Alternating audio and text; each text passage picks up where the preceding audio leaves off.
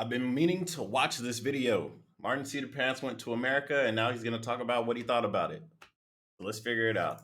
And gents, I released this video a few days ago. You guys awesome. asked some questions on this community post, so I'm going to answer them. I didn't Starting off, know about 1. this. What was your overall impression of the West Coast United States? What were some surprising / not surprising things you encountered and experienced while over there?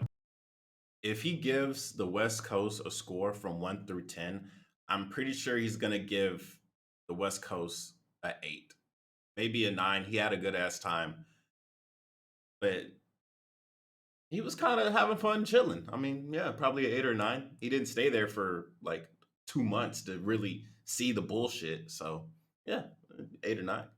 I really liked LA and San Diego, especially San Diego. That city goes hard.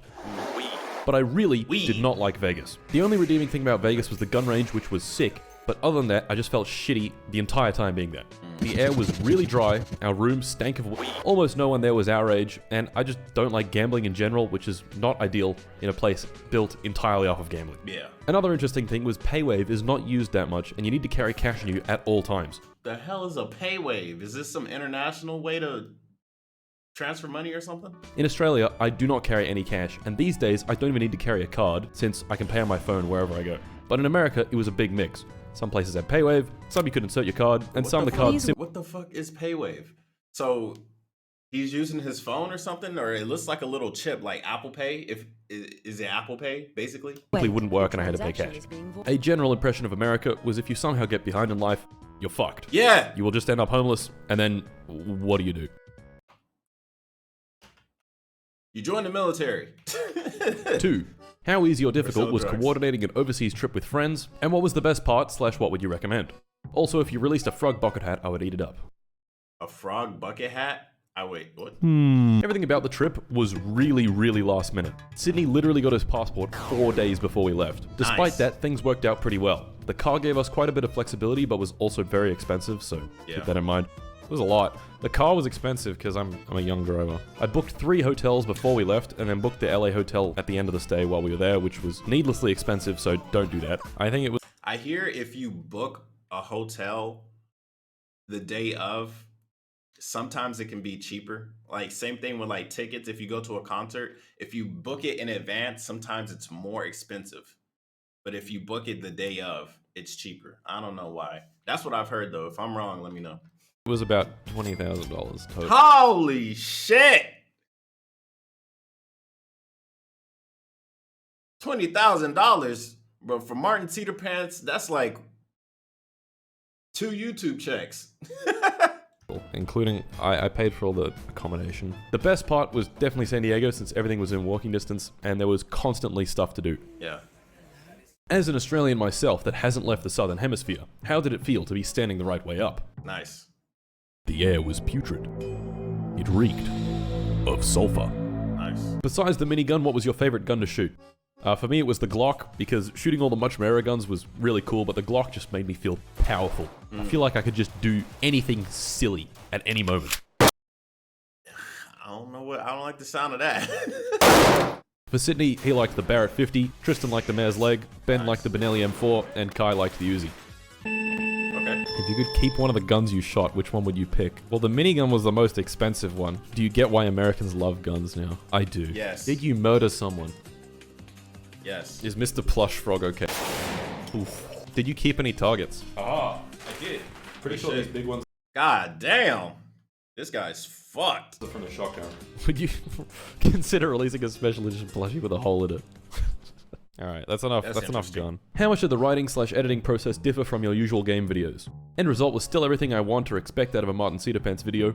LOL. But curious to know if it had any unique challenges.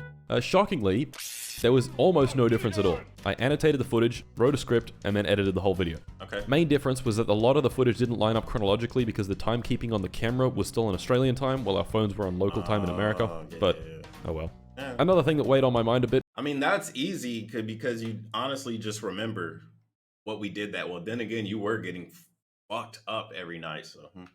was that we weren't really doing something in a video game. The people on camera are real people, so I can't just do whatever I want.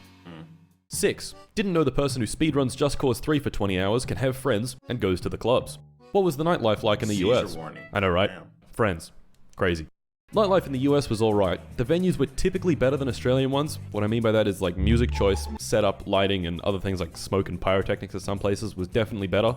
However, the vibes in Australian clubs, at least in my experience, are better. More people are up and about and places generally have more energy. Again, at least in my experience. A thing that I don't really ever see here is tables and bottle service, which is where you buy a bottle of expensive champagne or something similar and get a table to sit at. I don't really get it though, because a club is not a place you go for sitting down and like drinking.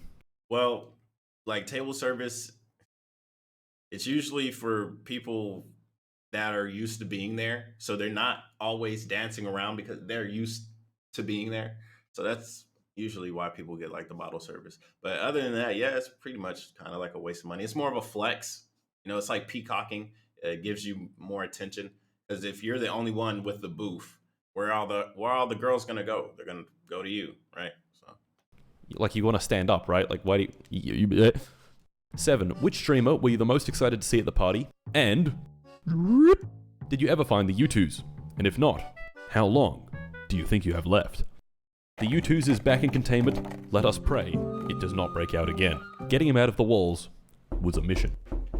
bro, that scared the fuck out of me, bro. So many people are putting this fucking knock sound effect in.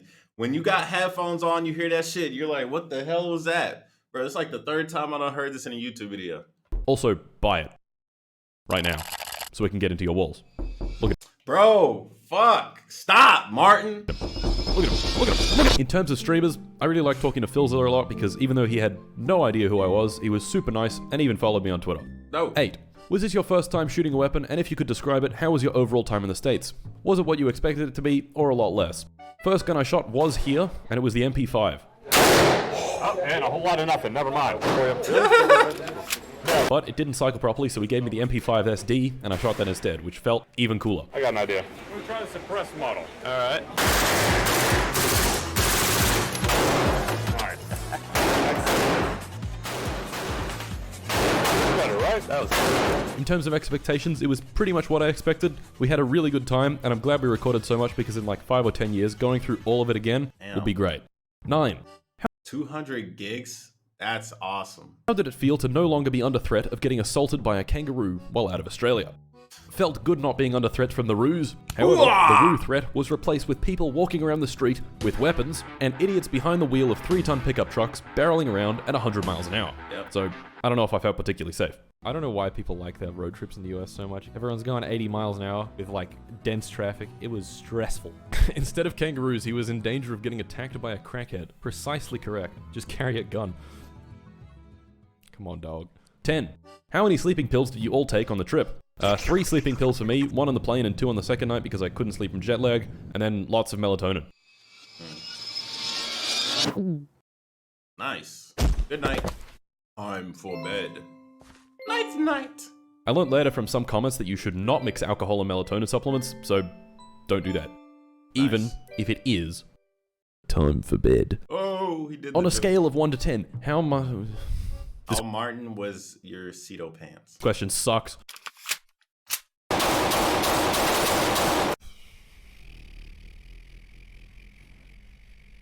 Yep. How did That's the a poop good wall question. smell? That's a good question right there. That's an important one. Really thinking about gonk. What was the worst or least enjoyable part of your trip? Vegas was shit. Waking up every morning after clubs was shit. I like how you put the bullet hole. Or on least this enjoyable profile part of your pic. trip. Vegas was shit. Waking up every morning after clubs was shit. And the smell. The smells rotated between piss, shit, and zombie. What do you think of the homelessness and shady stuff going on in Los Angeles while there? And how does it compare to big cities in Australia? The homelessness and shady stuff in LA.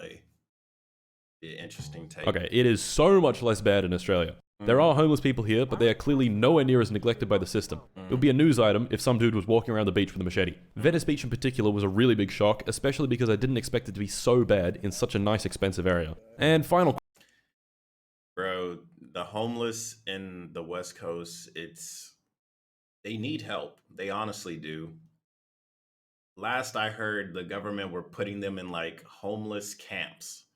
I don't know how well that's going to work. I don't know if it's working. I don't like, even if you did put all the homeless in the camp, not every person is going to be a nice person, whether they're homeless or wealthy.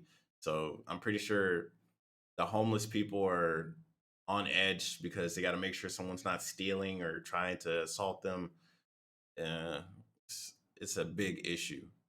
Homelessness in itself is a big issue. I hear a lot of other countries, they have housing so people aren't homeless. Like if you're homeless, you're basically choosing to be homeless because there is housing for people that can't afford it. So it'll just have like basic utilities in it, which I think is awesome. I don't really see Americans doing that.